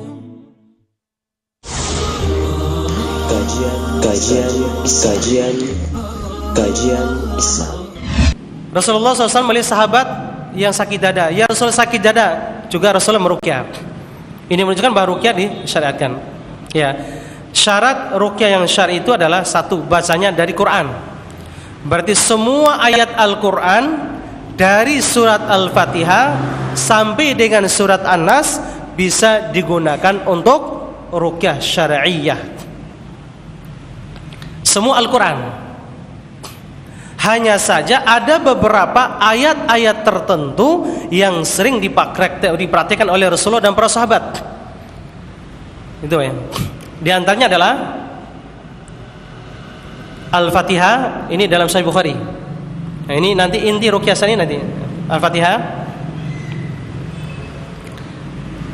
Kemudian An-Nas, Al-Falaq. Ini yang paling sering. Nah, di antara pengalaman ulama adalah ayat kursi juga. Ayat kursi. Adapun dipraktekkan oleh para ulama ada surat As-Saffat ayat 1 sampai 10, surat Al-Ahqaf, surat Ar-Rahman sebagian ayat. Kemudian surat Al-Jin ayat 1 sampai 10, surat As-Saffat. Nah, kemudian surat-surat yang lain yaitu Al-Hasyr. Nah, itu hanya pengalaman para ulama. Makanya kalau antum lihat di buku-buku banyak yang ditulis ulama, baca ayat ini pengalaman para ulama. Gitu, Pak. Boleh nggak kita baca? Boleh. Tapi kalau kita katakan membaca, contoh, ulama menganjurkan ketika dadanya sering sempit, sering sakit, sering was-was, para ulama menganjurkan baca surat Al-Insyirah, Alam Nasra Laka Sadrak. Nah, kalau antum meyakini dari sunnah, ini bisa bid'ah. Gitu ya. Tapi kalau antum meyakini adalah karena ayat ruqyah adalah semua ayat Quran, adalah boleh. Gitu ya.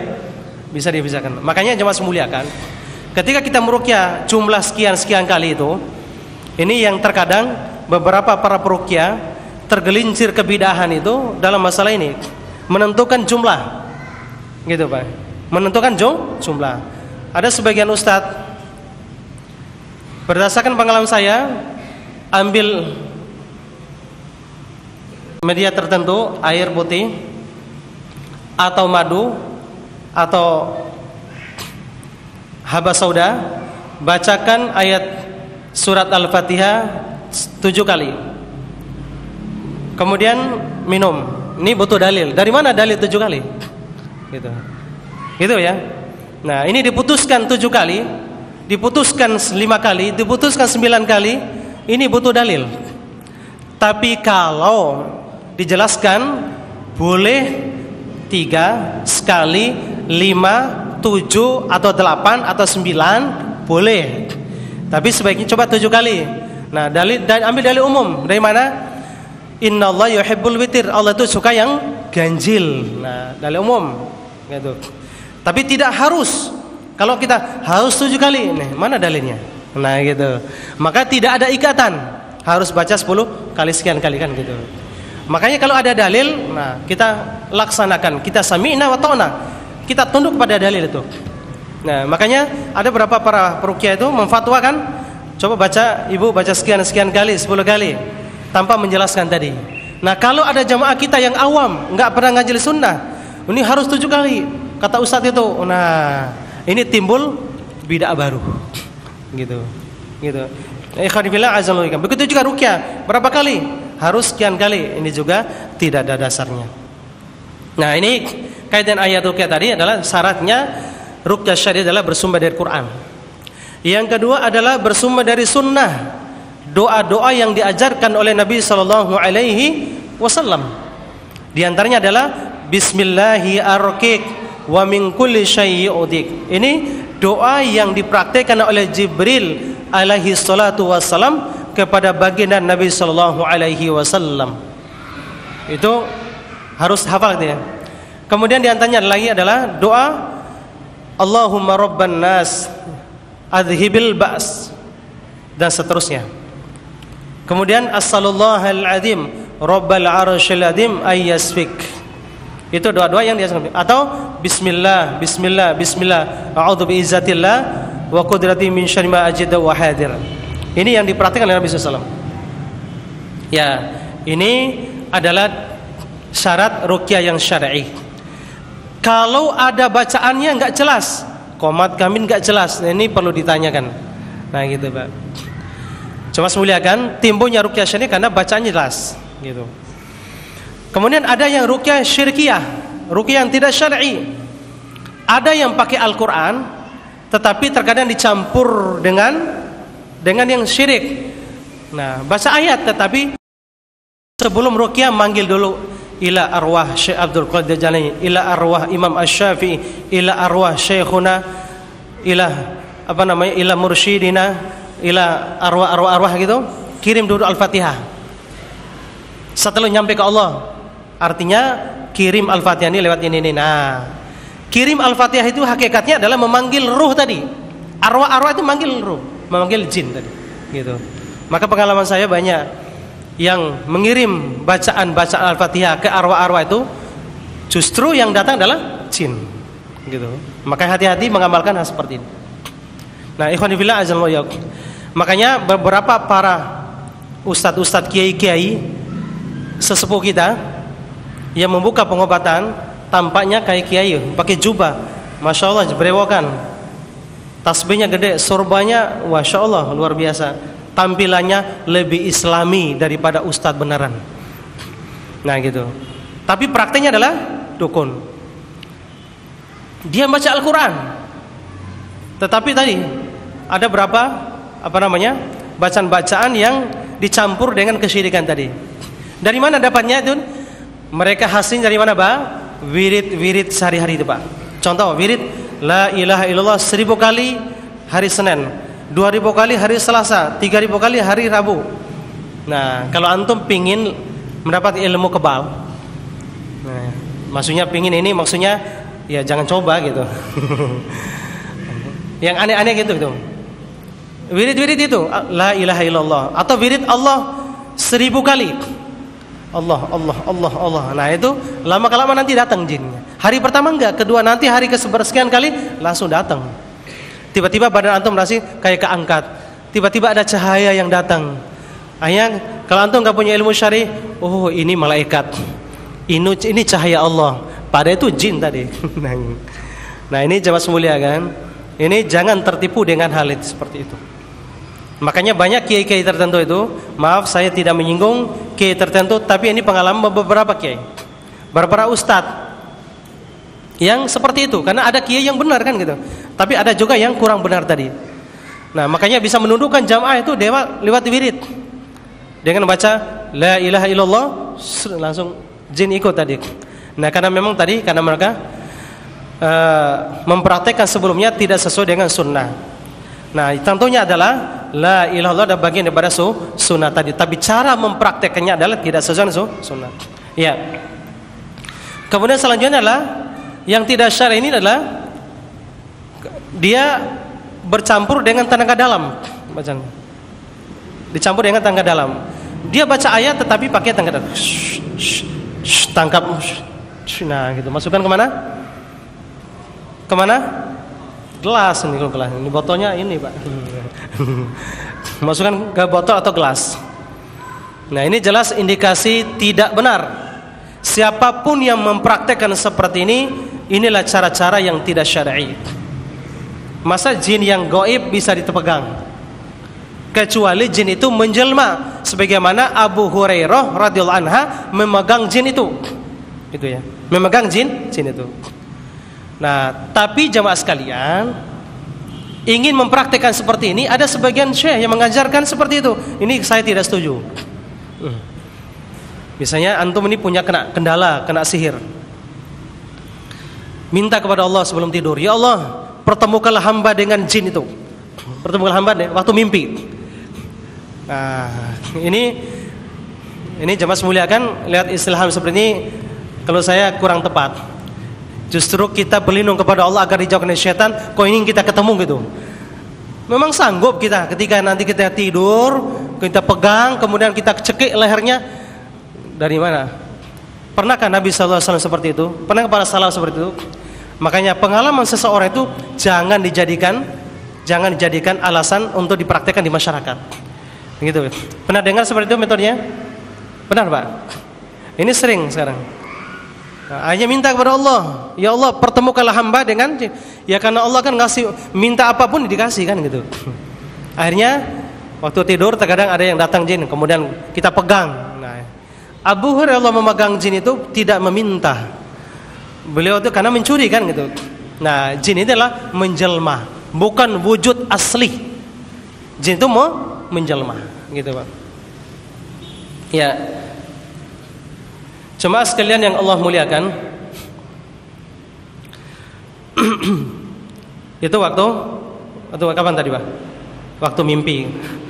Nah, selanjutnya adalah kita mempraktekkan ruqyah kepada saudara kita yang lain. Ini kan karena training, ya kita jelaskan. Nah, ketika sebelum antum ruqyah, antum menurunkan seluruh gambar-gambar yang ada di sekitarnya. Maka yang pertama kali diperhatikanlah steril tempatnya. Tempatnya harus steril. Nah, steril tempatnya adalah jangan ada alat musik di sekitar rumah itu. Strolling dan sejenisnya. Jangan ada alat musik. Yang kedua, jangan ada yang rokok. Itu susah keluar nanti. Rokok itu paling disenangi oleh jin. Maaf, ini saya tidak memfatwakan haramnya rokok. Saya tidak memfatwakan, hanya pengalaman saya bahwa jin itu senang rokok gitu. Jinnya kalau nggak keluar kalau ada yang rokok gitu. Nah sekali lagi, karena waktu live di Wesal ada orang marah SMS ke saya, wahai iblis, kenapa anda menghalang merokok? Nah di SMS ke situ.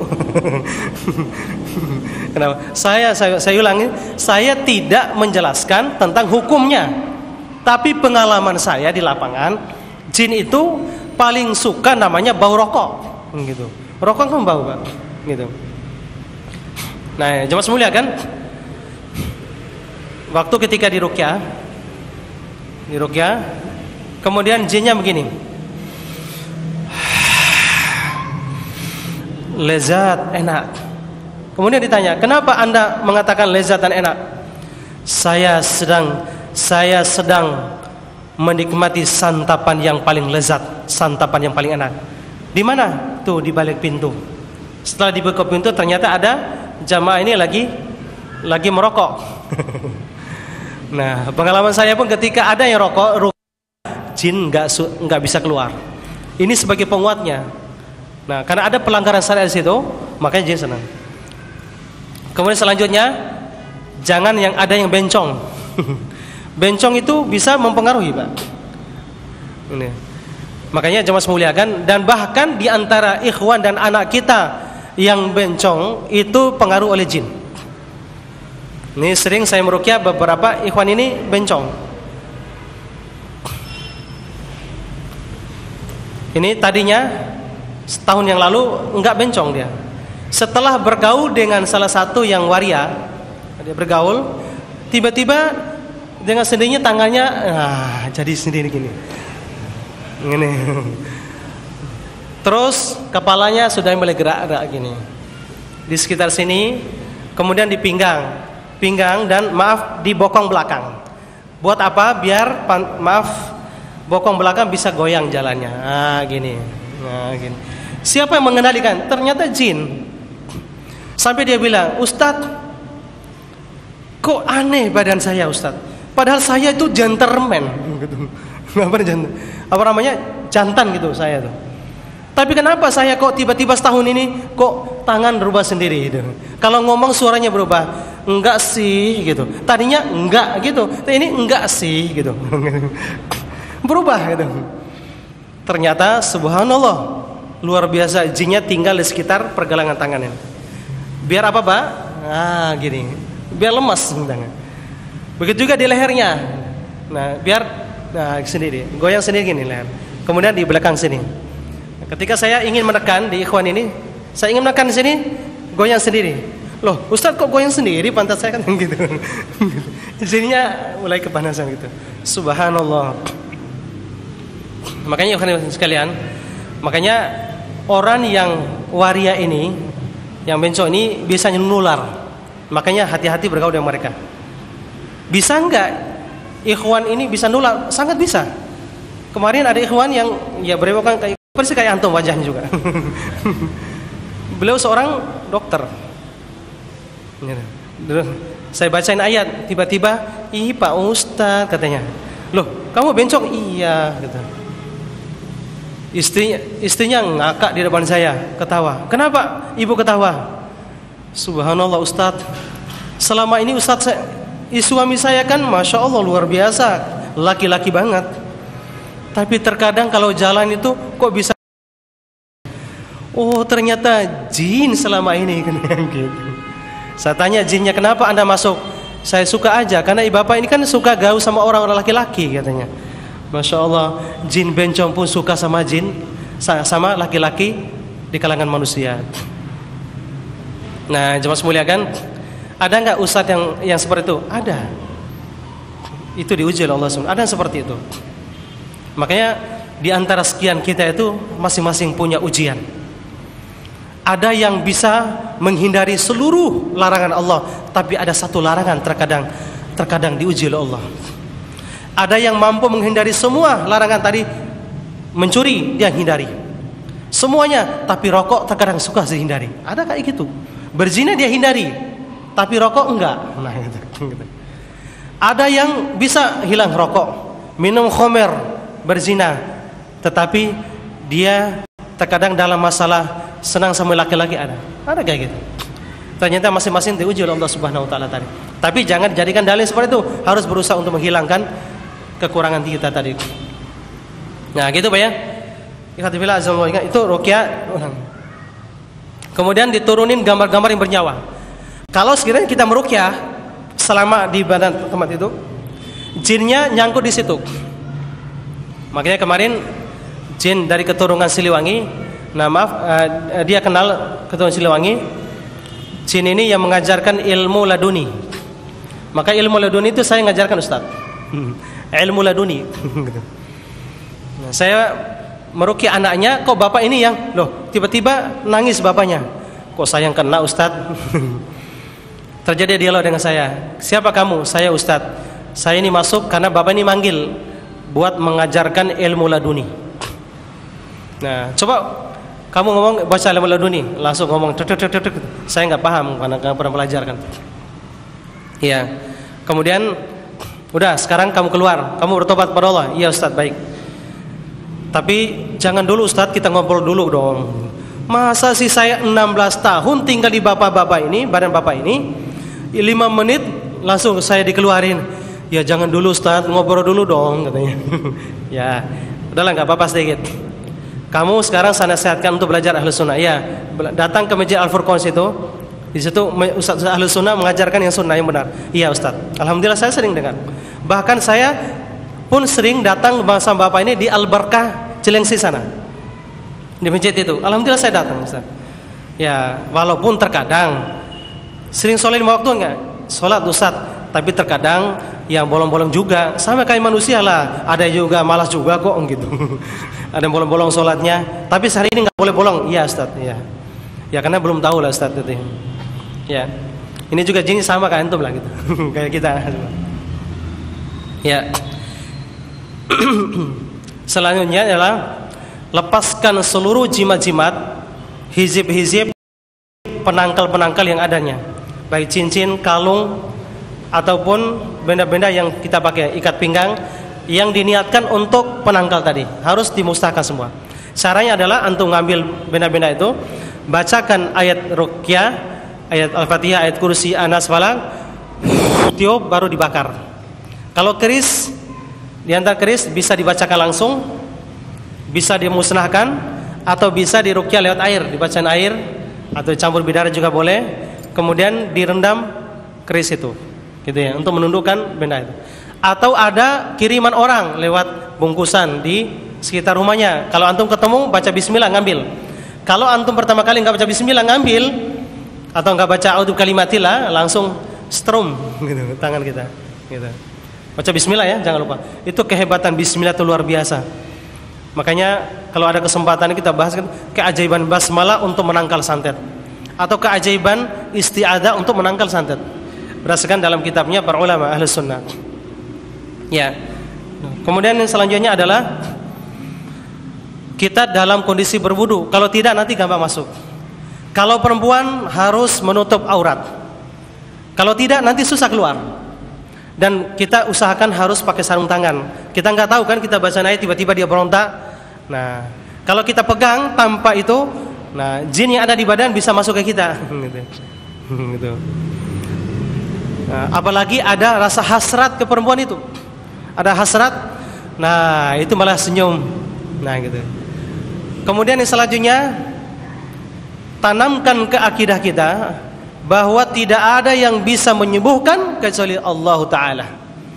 Bukan karena ayat ruqyahnya, bukan karena lain-lainnya, tapi karena Allah. Allah yang melindungi, Allah yang menyembuhkan.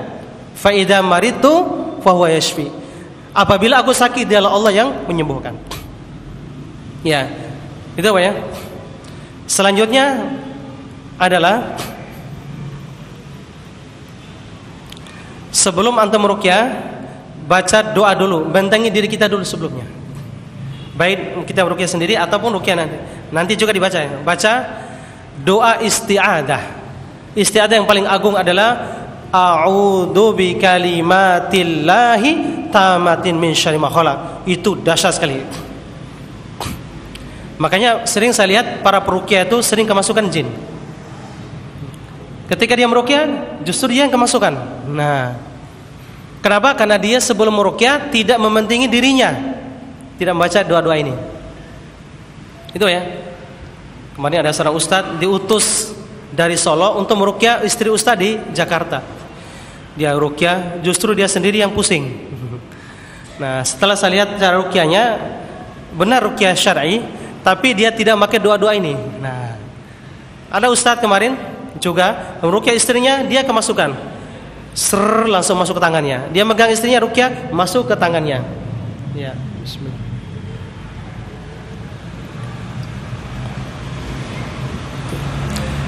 Nah, kemudian Ustadz, jangan coba antum baca sebelum ruqyah a'udzu bikalimatillah atau doa-doa pelindung itu. Mantapkan hati. Setelah beliau ruqyah, alhamdulillah enggak bisa masuk lagi tadi. Subhanallah, itu dasarnya itu. Selanjutnya, jangan pernah ada rasa takut sedikit pun kepada jin. Walaupun yang terjadi keluar cakar harimau, macan putih dan sejenisnya, genderuwo keluar, kira-kira kayak gitu ya. Jangan pernah rasa takut sedikit pun, gitu ya. Kalau antum ada terasa takut sedikit, tiba-tiba dak dik, wah ini jangan-jangan saya diserang nih. Nah berarti antum kalah. Nah tapi sampai apalagi di rumah mungkin ibu-ibu tiba-tiba ada kuntilanak, hihihi katanya, tiba-tiba dak dik, antum baca ayat Allahu la ilaha, tapi dadanya dak dik duk, terus kakinya plus kakinya apa? Gemetaran gitu. Nah ini yang disenangi jin. Paling-paling jin ngomong takut nih ya. Gitu. Hore dia takut. Nah pada saat takut seperti itu berarti dia menang. Ini poin besar.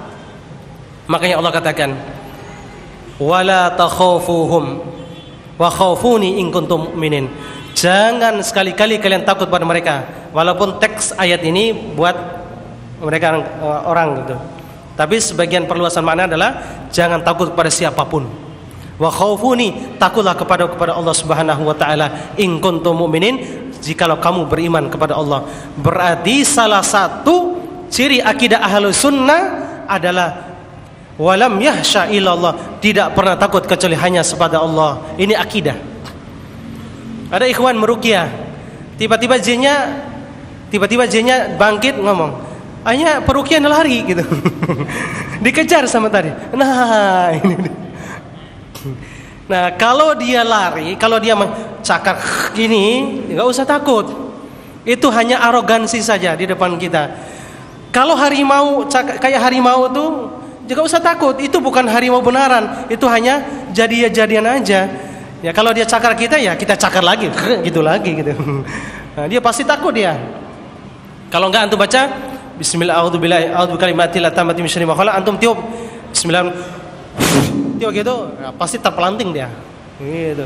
Dengan tiupan itu Nabi SAW mengajarkan tiupan. Itu luar biasa dahsyat itu. Waktu ketika di Trans 7, ketika saya tangani waktu syuting di Trans 7 itu, menangani hal itu, ketika ditiup ini gitu, terpelanting gitu. Luar biasa tiupan itu, Pak. Ketika dia cakar gini, antum tiup aja. Baca bismillahirrahmanirrahim atau baca a'udzu bikalimati tammati min syarri ma khalaq. Tiup gitu, insyaallah dia mundur dia. Ini yang sering kita praktekkan itu. Nah, jangan takut tadi. Nah, kalau kamu harimau sekedar jadian ini, saya enggak bakalan takut. Saya punya Allah. Allah yang melindungi saya gitu. Allah yang Perusahaan Abu Dhabi National Oil Company, distribusi di Abu Dhabi, Uni Emirat Arab, membutuhkan pekerja sebagai berikut. 200 orang pekerja operator pom bensin, umur minimal 21 hingga 35 tahun, pendidikan minimal SMU atau sederajat, bahasa Inggris aktif, pengalaman di bidangnya lebih utama. 17 NGV operator, umur minimal 21 hingga 35 tahun, pendidikan minimal diploma, bisa bahasa Inggris baca dan tulis, lebih diutamakan pengalaman di bidangnya minimal 5 tahun. Gaji dan fasilitas: mendapatkan gaji pokok, tempat tinggal dan makan, serta asuransi kesehatan, 8 jam kerja per hari, 1 hari libur dalam seminggu, 2 tahun kontrak izin kerja dan bisa diperpanjang, cuti 30 hari dan dapat tiket pulang pergi. Gaji mulai 7,5 juta hingga 26 juta rupiah. Silakan hubungi PT Amanitama Berkah Sejati, Jalan Raya Condet, Eretan 2, nomor 100, Jakarta Timur. Telepon 021 808 808 23 atau 808 853 52. Handphone 0878 788 10 747 atau 0857 7235 6883. Tes interview diselenggarakan langsung oleh Etnok di Grand Sahid Jaya Hotel, Jakarta. Tes interview, lisan dan tulis berbahasa Inggris. Pendaftaran di PT Amanitama paling lambat tanggal 25 Februari 2015.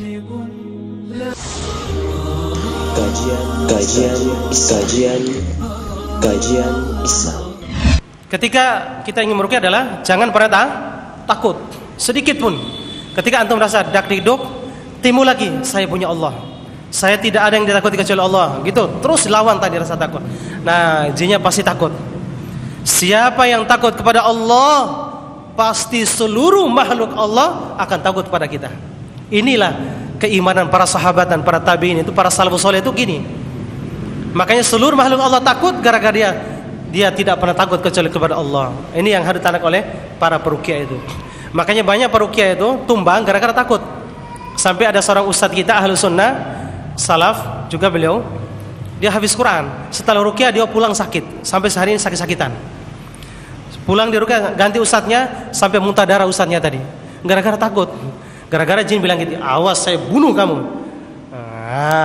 Kalau kita takut kan dong, nah harus dilawan dong. Tidak ada yang bisa membunuh kecuali Allah. Ente tidak bisa membunuh, nah pasti dia ngefer dia gitu Pak. Nah, ancam-ancam gitu.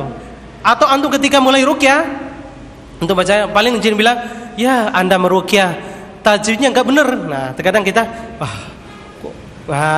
takut kan. Justru bacaan dia lebih pintar, lebih banyak hafalannya gitu. Nah itu jangan pernah down seperti ini. Apapun bahasa dia, ketika antum mulai meruqyah biasanya menunjukkan argumen seperti itu. Terkadang antum mulai ruqyah, istrinya didatangi oleh jin. Biar apa? Biar antum besok enggak ruqyah lagi. Nah gitu. Ketika walaupun diganggu tapi harus maju terus. Gitu ya. Ini adalah bagian daripada jihad. Al-Imam Ibnu Qayyim menyebutkan bahwa di antara bagian daripada jihad adalah jihadus syaitan. Disebutkan dalam kitab Madarijus Salikin jilid yang kedua.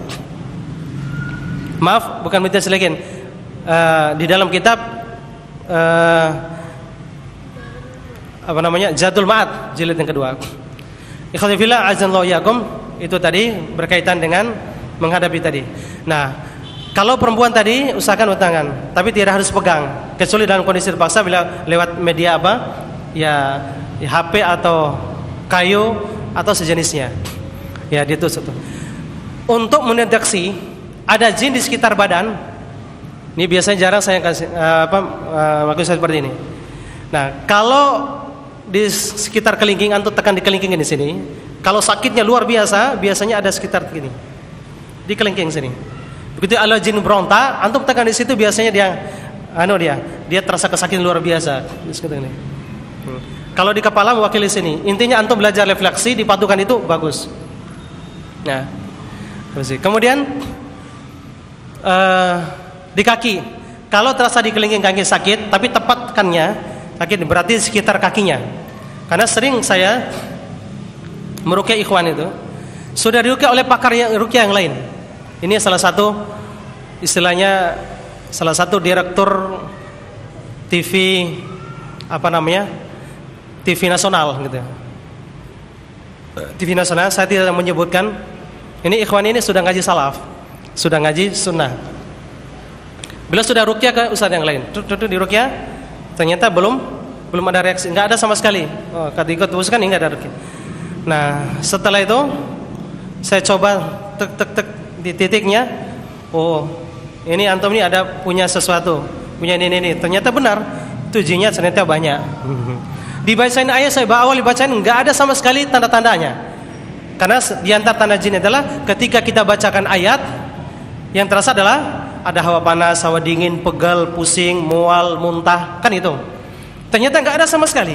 Nah, boleh jadi orang ini ketika ditekan baru ada terasa. Nah, saya tekan di pinggangnya, dek. Sakitnya, nah itu gejala-gejalanya di pinggang. Ternyata antum ini nggak bisa melayani istri. Iya benar. Cek istrinya juga sama. Nah, kalau ketemu sama suami, risih. Ketemu istri juga begitu. Nah, kalau antum seperti itu, nah itu harus diruqyah. Atau umurnya 30 nggak nikah-nikah, ini harus diruqyah juga. Ya. Nah, ini mendeteksi adalah tekan di daerah-daerah tertentu. Tekan itu luar biasa.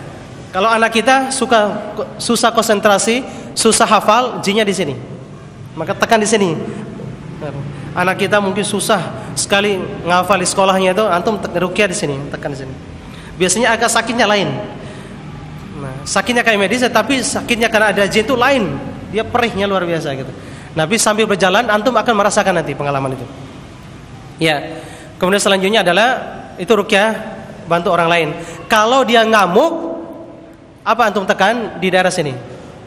Kalau dia ngamuk, jangan disuruh pegang rame-rame, jangan. Apalagi yang bukan mahram, antum pegang jangan. Itu nggak susah keluar. Pengalaman saya banyak itu. Nah makanya harus ditemani oleh mahramnya. Kemudian jangan dipegang oleh yang bukan mahram. Itu nanti susah keluar. Atau bahkan nanti nyalur gitu. Itu ya. Kalau dia ngamuk, tekan di sini. Kalau dia ngamuk gitu. Makanya kalau dia orang ngamuk itu macam-macam, jangan diladenin. Biasanya kalau antum 10 orang yang memegang, 10 orang yang mental. Itu trik-trik jin begitu. Dibiarkan saja antum bacain terus, nasihatin dia. Makanya ada adik saya namanya Hasan Al-Mubarak, Ustadz dia nih. Ya, Hasan Mubarak adalah adik kandung saya. Beliau suka meruqyah juga, ini muridnya Ustadz Yazid itu. Nah, beliau ini setiap menghadapi jin harimau, dia lawan jin itu diadu gulat.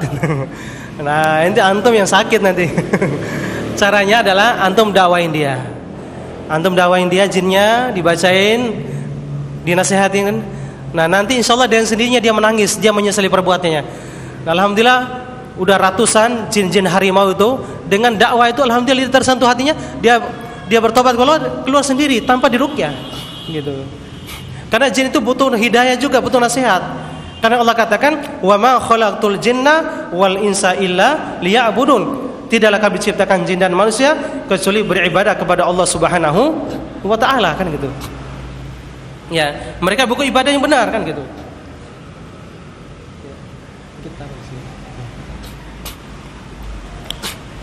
Ya, ikhwati fillah azallahu yakum.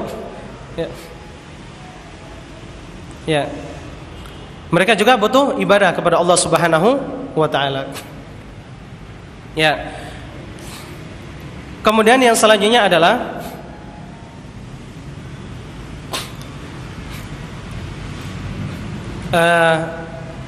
tekan di daerah sini bisa dipahami ya. Enggak usah dipegang atau tekan sih kalau ngamuk. Kecuali dia ngamuknya ngambil benda, mecahin kaca, ngangkat benda, itu baru antum disilang ininya. Ada 20 orang lah itu. Silang kakinya itu baru dibacain ayat. Nah, itu maksud orang yang lain. Nah, kemudian antum tekan di daerah yang terasa. Di mana terasa terjadi itu lebih efektif. Kalau terasa kepala, antum kejar di kepalanya. Kalau terasa di dada, tekan di dadanya. Kalau ibu-ibu jangan, suruh tekan suaminya. Atau suruh tekan yang mahramnya gitu. Atau diwakili di kakinya kalau kayak gitu. Kakinya kalau di dada, di darah, di ujung kaki sini gitu. Itu ya. Kemudian selanjutnya adalah untuk meruqyah mandiri. Nanti prakteknya tidak mungkin sebelum duhur ini. Akan kita praktek setelah duhur nanti. Insyaallah akan mendapatkan bagaimana teknik ruqyah mandiri yang sesuai sunnah. Ya, ini ruqyah mandiri. Jemaah semuliakan, dalilnya disebutkan oleh para ulama dalam beberapa kitabnya. Ini banyak sekali dalil-dalilnya disebutkan dalam Sahih Muslim dan Sahih Bukhari. Metode pertama adalah metode usapan. Metode usapan. Ini disebutkan dalam Sahih Bukhari. Ini hadisnya dari Aisyah radhiyallahu anha. Hadis dari Aisyah radhiyallahu anha. Ya. Ya.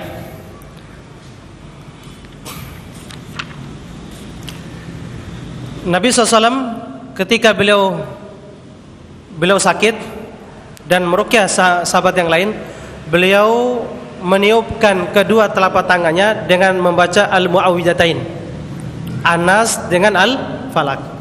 Kemudian beliau tiup, baru diusap ke seluruh badannya. Nah, jemaah semuliakan, perlu diingat, ruqyah ini ada dua, ada yang mutlak, ada yang muqayyad. Walaupun antum cari di buku ulama nggak ada yang menjelaskan ini. Ini kesimpulan saya pribadi. Ada yang muqayyad adalah ketika menjelang tidur. Ini hadisnya sahih, riwayat Imam Muslim. Ruqyah muqayyad, bacanya adalah apa? Ayat kursi, An-Nas, Al-Falaq, Al-Ikhlas. Kemudian ditiupkan kedua telapak tangan, diusap 3 kali. Ini namanya muqayyad. Ini ruqyah membentengi diri. Muqayyad ini tidak boleh ditambah dan tidak boleh dikurangi. Dibaca berapa kali? 3 kali sekali ayat kursi. Gitu ya. Nah, usapan pun 3 kali, tidak boleh lebih. Ini tidak boleh dan waktunya jelas sebelum tidur. Nah, boleh nggak ditambah Al-Fatihah? Ini nggak sesuai sunnah. Ada ibu-ibu inisiatif tambah Al-Fatihah, ini nggak benar, nggak sesuai sunnah. Gitu. Yang kedua adalah ruqyah mutlak. Nah, ruqyah mutlak ini adalah di luar sholat, di luar tidur tadi. Nah, ini pada tidak ditentukan jumlahnya, tidak ditentukan ayatnya, walaupun praktek Nabi SAW hanya Anas Al-Falaq. Gitu. Maka disebutkan dalam kitab yang lain, setelah turun Anas Al-Falaq, Nabi SAW tidak pernah memakai lagi ayat yang lain. Beliau mengandalkan 2 surat An-Nas Al-Falaq dalam kitab Asir. Nah, jemaah sekalian, walaupun nanti kita baca adalah Al-Fatihah, ayat kursi, An-Nas Al-Falaq. Dari mana dalil Al-Fatihah itu disebutkan dalam Sahih Bukhari itu. Para sahabat memakai Al-Fatihah. Bahkan Al-Imam Ibnu Qayyim pun mempraktekkan seperti itu. Ya. Ya. Semua ayat tadi misalnya bisa dipakai gitu. Nah, kita pilih itu. Nah, kemudian metode usapan ini adalah metode yang paling dahsyat. Saya praktekkan, ada salah seorang jamaah kita. Itu beliau ini ilmu kebal. Ilmu kebal dari mana? Beliau belajar sendiri. Pernapasan. Tarik nafas, salurkan ke tangan, salurkan ke kaki. Terserah apa yang kita inginkan. Mau kepalanya biar kebal, bisa. Mau tangannya kebal, bisa. Tinggal konsentrasi, tarik nafas. Mau salurkan ke mata, pandangan matanya tembok itu bisa bolong tembok. Ingin coba? Jangan, bahaya tuh. Kemudian akhirnya beliau bisa kebal. Kita ambil ini Pak, beda tombol, pisau begini kan, cuk, nggak bisa, nggak sakit dan juga nggak masuk, nggak keluar darah. Misalnya, saya bacain juga nggak hilang jinnya. Kemudian saya ingat metode Aisyah radhiyallahu anha, bacain Al-Fatihah, gitu. Kemudian saya usap gini, usap terus saja, lebih kurang 1/4 jam, artinya 15 menit. Ambil pisau, alhamdulillah, baru keluar darah. Berarti alhamdulillah baru keluar jin itu. Makanya ada beberapa ikhwan yang belajar ilmu kebal di ruqyah ulang-berulang nggak bisa, pakai metode ini. Insyaallah ampuh gitu. Begitu juga yang kanker macam-macam itu usap itu luar biasa. Ini yang pernah dipraktikkan oleh baginda Nabi sallallahu alaihi wasallam. Ini ada di buku ini. Walaupun ini buku belum dicetak, mau dicetak baru ini, Pak. Cara sunnah atasi santet, jin dan lain. Ya, ikhwati fillah azallahu yakum. Kemudian yang selanjutnya adalah metode tepukan. Metode tepukan ini adalah perintah Nabi SAW. Seorang sahabat datang, "Ya Rasulullah, saya sakit dada."